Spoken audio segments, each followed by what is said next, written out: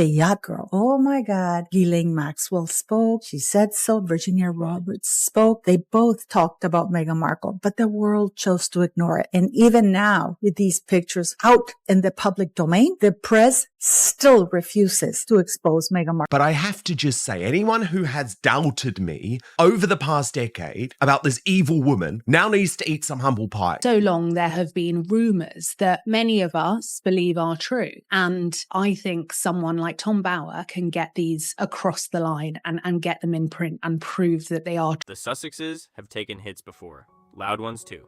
Piers Morgan, Samantha Markle, Valentine Lowe, even Thomas Markle Sr. all went in on them publicly. And every single time. Silence. No pushback. No statements. Nothing. Then Tom Bower dropped revenge in 2022, throwing out claims of social climbing, manipulation, and carefully crafted image control, and still, not a word from their side. Even when Endgame slipped up and exposed the names of 2 senior royals tied to racism allegations, they stayed completely quiet again. But then suddenly, everything flipped. Just 12 days before Betrayal even hit shelves, their spokesperson came out swinging with the most aggressive statement they've ever released, calling it a deranged conspiracy and melodrama. That reaction was intense, way out of character, and it caught everyone off guard, including me. At first, people thought the panic was about the brainwashing claims or the charity collapse rumors, but now it feels like something much bigger was being protected. Or maybe it was the Invictus footage. Sounds like a solid guess, but no, that's not it. Because when you actually sit down and read every single serialized excerpt in the Times, front to back, something feels off, like a missing piece nobody's talking about. The parts they did publish, Harry's isolation, Camilla's warning, the charity situation falling apart, it's all there, laid out clearly. But the one topic that could seriously shake things up, the one angle that gives Bower real mainstream weight against Meghan, completely missing, not a single mention. And that's where it starts to get interesting, because just 4 days after those excerpts hit the stands, someone over at The Spectator decided to say what others wouldn't.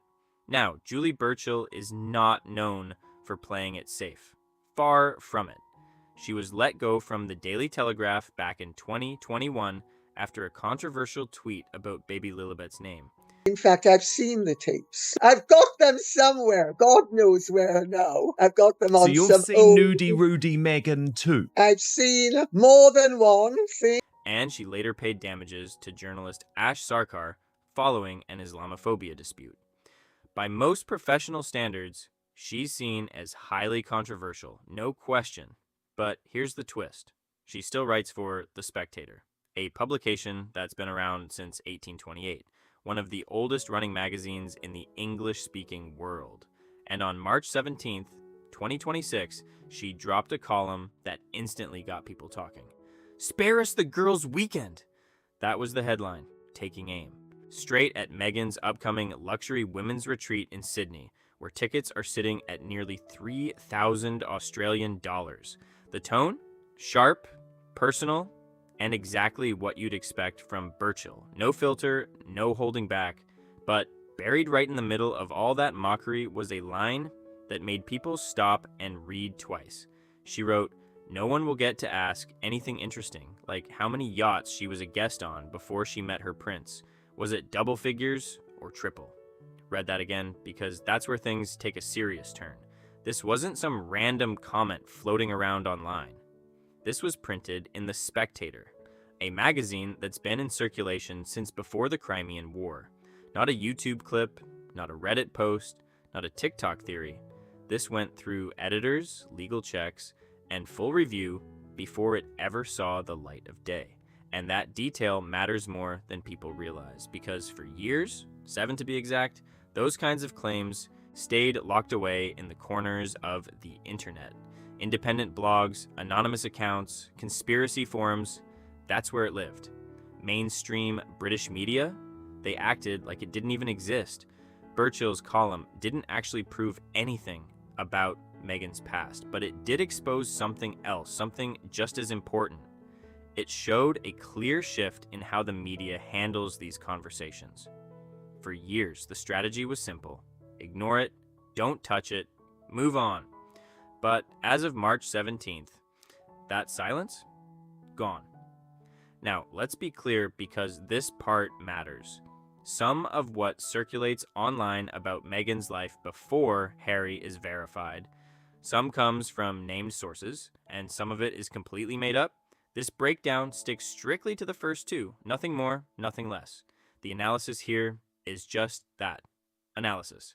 But the facts themselves are already on public record. So, what is actually confirmed? Marcus Anderson, Global Membership Director at Soho House, Canadian-born, started as a waiter and worked his way up to become a close associate of founder Nick Jones.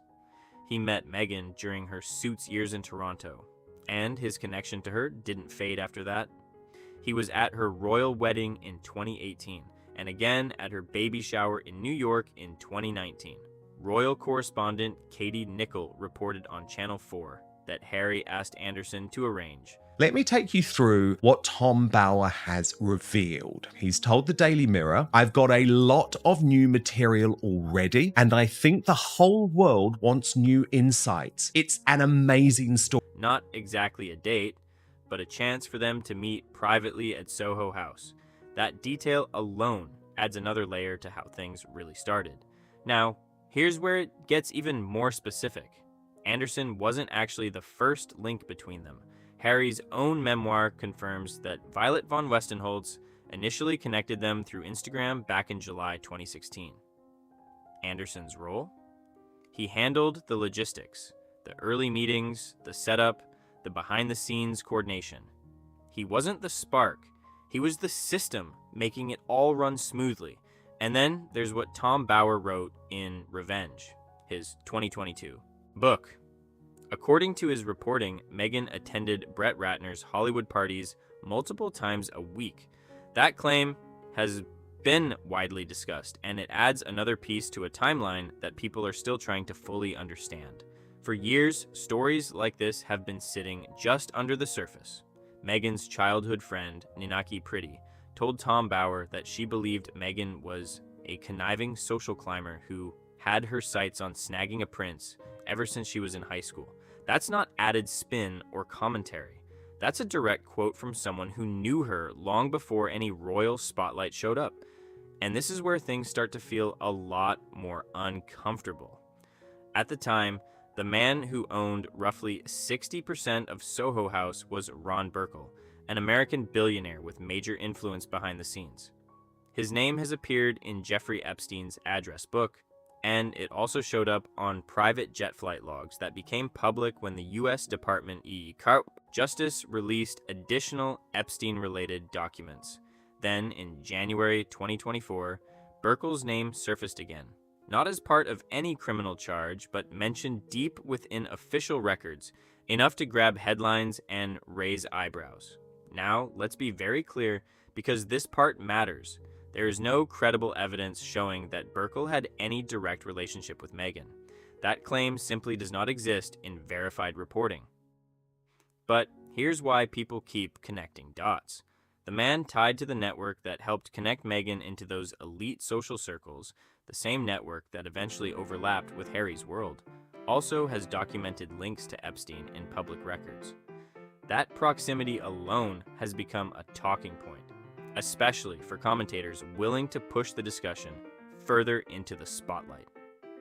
And that's exactly why names like Burkle are suddenly being brought up again, more openly, more directly than before, because in February 2026, just days after Prince Andrew's arrest made headlines, a photo started spreading everywhere. 7 women on a boat, bright smiles, Mediterranean sun, the kind of image that looks carefree at first glance, but quickly had people asking questions. 2 red arrows were drawn over the image, one pointing straight at Meghan Markle, the other at a woman labeled Karina. key line there, and the line that really, really interested me, was not a question about whether she was a yacht girl, but just simply stating as a fact and then asking, was it double figures or triple in terms of how many yachts she was a guest on before she met Prince? Claimed to be Jeffrey Epstein's last known girlfriend, who was said to have been with him from 2009 until his death. The caption, pushed by RT, Russian state television, boldly claimed, Epstein's 10-year girlfriend with Markle. And just like that, the post exploded. Hundreds of thousands of views poured in fast, shares spread across Facebook, Reddit, Threads, X, everywhere. Millions of people saw it and the reaction was instant. But here's where things start to shift. Snopes stepped in to investigate and the findings matter. The photo itself is real. Meghan is in it, no signs of editing, no manipulation. But the woman labeled as Karina? That's incorrect. She's actually Flavia Cercone, an Italian lifestyle blogger who runs a page called The Chic Picnic. The original photo was posted on Instagram back on August 10th, 2016, by photographer Carlotta DeLuca, and Cercone was clearly tagged by name. So, no, Epstein's associate was not on that boat. But don't dismiss everything just yet, because the correction actually sharpens the real questions instead of shutting them down. The image is still real. Meghan is on a yacht in the Mediterranean, off the coast of the Balearic Islands in Spain. The timing? August 2016, just weeks before she started dating Harry. And the people in that photo are not a mystery either. The group includes Misha Nonu, Heather Dorak, and Benita Litt, all confirmed through their own social media tags. Nonu, notably, is the designer behind the shirt Meghan wore during her first public appearance with Harry. Another detail that ties this moment directly into the timeline. She was right at the center of those early introductions, right where everything started to connect. Now, that whole Karina claim completely fell apart under scrutiny. And that's exactly how it should go when something isn't accurate. But here's the part people can't just brush aside. The confirmed details didn't fall apart with it. The yacht, still real. The network of connections, still there. The timing, the people involved, all of it remains untouched, unchallenged, and unanswered. And now Burkle's name is circling back again because something happened in December 2021 that mainstream media covered for one quick news cycle. And then quietly moved on. David Boies, chairman of Boies Schiller Flexner, one of the most powerful litigation firms in the United States, sat down with the Daily Beast. At the time, he was representing Virginia Giuffre in her civil case against Prince Andrew. And what he said during that interview raised serious attention. He revealed that his legal team was considering deposing Meghan Markle, not as a defendant, but as a witness. And his reasoning wasn't vague. It was laid out clearly in direct quotes published on December 21st, 2021. First, she is in the US, so we have jurisdiction over her. Second, she is somebody who obviously, at least for a period of time, was a close associate of Prince Andrew, and hence is in a position to perhaps have seen what he did, and perhaps, if not to have seen what he did, to have heard people talk about it. And third, she is somebody who we can count on to tell the truth. Those statements were public, documented, and very direct. And for a moment, they put Meghan's name into a conversation that quickly faded from headlines, but didn't fully disappear. Boies made it clear. His team only had room for 10 to 12 depositions total. That's it. No wasted slots, no random names thrown in for attention. So the fact that Meghan Markle was even being considered, that wasn't sleuthy. It was intentional. He wasn't looking at celebrities for headlines. He was looking at people he believed had real proximity, real awareness, and potential insight into Prince Andrew's conduct. And notice this, he explicitly ruled out deposing Queen Elizabeth, citing respect, deference, and her age. But Meghan? No such exemption was mentioned. Meghan Markle yacht girl claims simply will not go away. And you know I've spoken about this before, but until now, no one in the mainstream media has been brave enough to go there. Well, that has just changed. Let that sink in for a second, because it says a lot. A lawyer with a track record of taking on the US government, major Hollywood studios, and Fortune 500 companies publicly stated that the Duchess of Sussex could be a relevant witness in a case tied to Epstein-related allegations. Not because of rumors, not because of online chatter, but because of documented proximity to Andrew and the elite circles around him. That's not speculation. That's due diligence stated openly. Now, look at what happened next, because the timeline speaks loudly. January 12th, 2022. Judge Lewis Kaplan denies Prince Andrew's motion to dismiss. The case moves forward, heading straight toward discovery, where depositions would happen. Then, just 5 weeks later, February 15th, 2022, Andrew settles the case, reportedly for £12 million. Just like that, it ends before it ever reaches the stage where Meghan could have been called to testify. And then, years later, in April 2025, Virginia Giuffre died at her farm in Western Australia. At the age of 41, her family stated that the long-term impact of abuse had become too much to carry. 6 months later, her memoir, Nobody's Girl, was published, adding even more weight to a story that never fully left public attention. But here's the part that keeps this conversation alive. Boys wasn't operating blindly. He understood the landscape. He knew about the Soho House network. He was aware of Burkle's documented connections to Epstein in public records.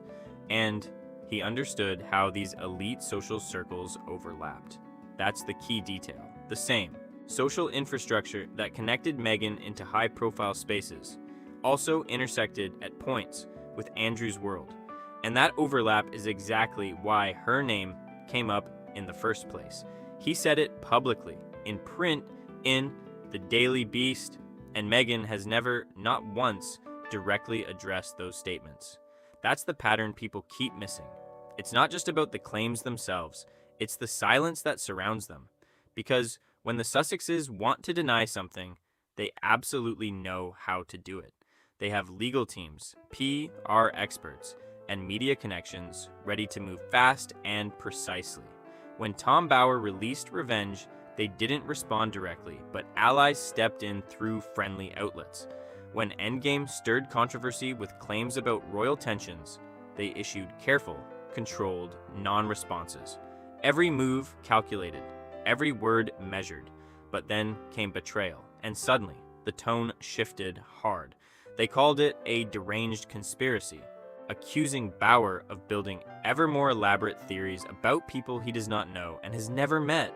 That message was pushed out to multiple outlets at once.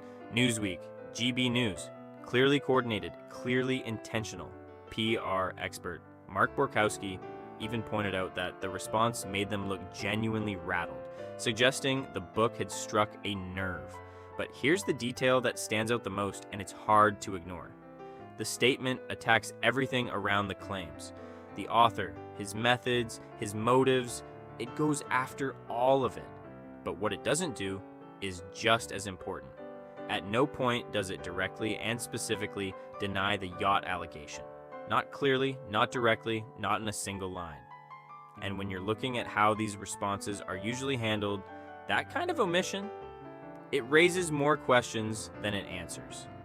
It doesn't mention yachts, it doesn't mention Soho House, it doesn't mention Burkle, and it definitely doesn't mention boys. In fact, it avoids the entire pre-Harry social network completely. Publication of Jessica Reed Krause's House in Habit investigation into Meghan Markle's yacht girl past, which she has promised and has spent 6 years working on. And I am licking my lips in anticipation for when she drops that. Like, it's not even part of the conversation. Go through every major public statement the Sussexes have released since 2020, and you'll see the same pattern. There's no clear, direct denial of the yacht-related claims. Not from Meghan, not from Harry, not from their PR teams, not from any spokesperson in any outlet at any time. They've pushed back on other things. no hesitation. They denied the brainwashing narrative. They denied claims about staff treatment.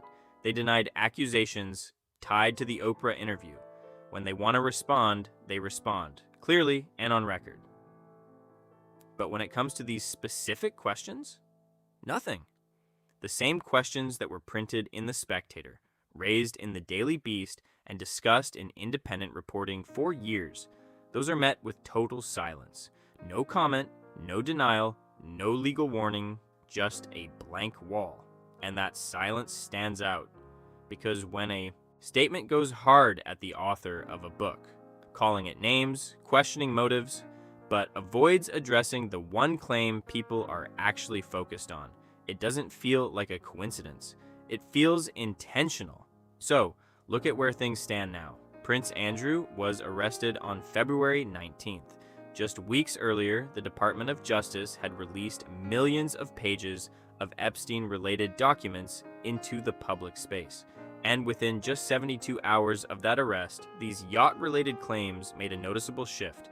They jumped from smaller, independent corners of the internet straight into mainstream attention. Burchill printed those questions in The Spectator on March 17th, and that alone turned heads. Then Dan Wooten came in right after, broadcasting fresh claims on his Substack show, pulling even more attention into the spotlight. And the very next day, with hundreds of thousands watching, Bauer's betrayal pushed the entire conversation into full mainstream visibility. And here's the key point. This wasn't even the main focus of the book. Betrayal is largely centered on the post-Suits years, yet somehow it still managed to legitimize a whole ecosystem of discussion that had been sitting on the sidelines for years. That's why the response from the Sussex camp came in so strong. It wasn't just about the brainwashing claims, and it wasn't just about criticism of their projects. It's because the book, serialized in the Times of London, published by Blink Publishing and reviewed across major British outlets, shifted the Overton window in a big way. Topics that were once off limits suddenly became fair game for mainstream coverage. Even Newsweek's chief royal correspondent, Jack Royston, warned about the Streisand effect, that by going so hard against the book publicly, the Sussexes may have actually driven more people to read it. And the numbers back that up. By March 15th, Betrayal had already hit number 1 on Amazon before a single Jaib. Physical copy had even been sold. That's when the door really opened. Because once a topic crosses into mainstream British media with legal teams, editorial oversight, and institutional backing, it doesn't just disappear again. Now, let's keep this grounded. Everything here is built on public reporting, verified facts, named sources, court filings, all of it on record. But at the same time, none of us were in those private rooms, and that line matters just as much as everything else. But when a Spectator columnist puts that question into print, when a top-tier lawyer publicly names Meghan as a potential witness in a case tied to Epstein, when the woman behind the brand audit reportedly tells Harry his wife is commercially toxic, and the response to all of it is to go after every single messenger without ever directly denying the core claim. That's when things start to shift, because at some point, silence stops looking like a strategy and starts becoming the story itself. And the yacht questions? That's just one piece of something much bigger that's starting to unravel.